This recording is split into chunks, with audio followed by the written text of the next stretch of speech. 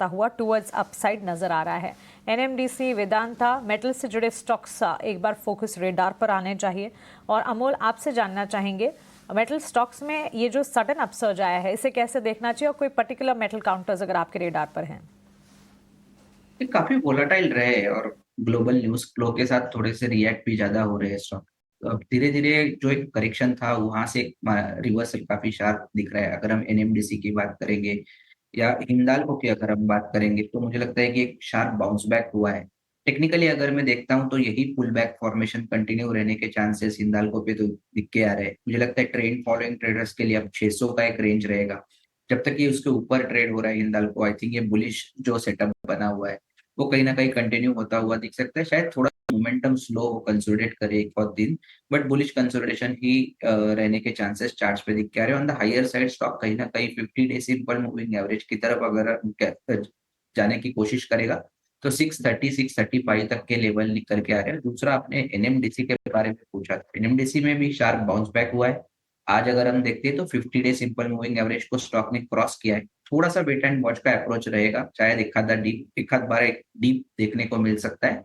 But overall कहीं ना कहीं ये टेक्सचर जो है वो कहीं ना कहीं बदल रहा है और बाइंग ऑन डीप्स ये स्ट्रैटेजी आई थिंक एनएमडीसी के लिए एक कारगर स्ट्रैटेजी हो सकती है।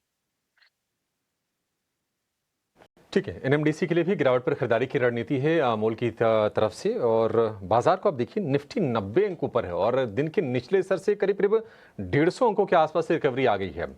निफ्टी बैंक 750 अंकों पर है और सारे के सारे शेयर आज मजबूती के साथ आपको कारोबार करते हुए दिखेंगे। जिसको लीड कर रहे हैं इंडसइंड बैंक और axis bank.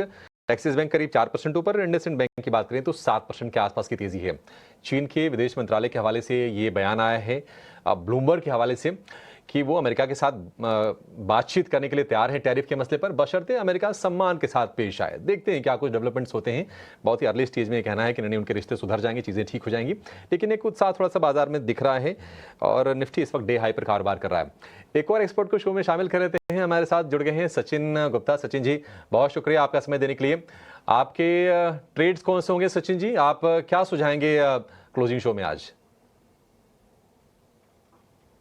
Well, very good afternoon. And trading point of view से अगर हम देखें तो यहाँ पर दो इंपॉर्टेंट ट्रेड्स में लेकर आया हूँ।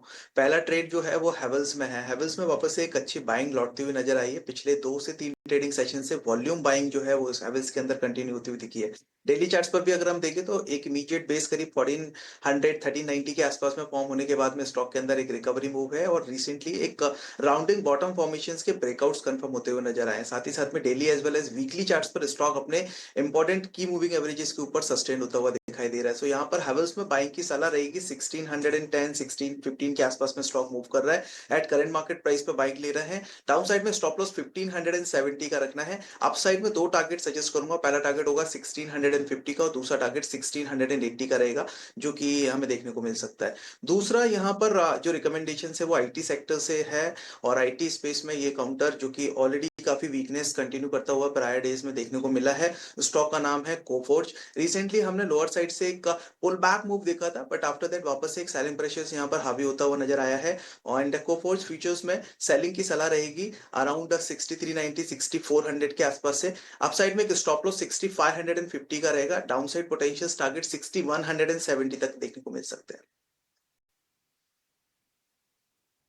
फोर्ज में सेल करने की है 6170 का टारगेट, 6550 का स्टॉप लॉस। आईटी वाले शेयरों को लेकर थोड़ा सतर्क करने की जरूरत है भी।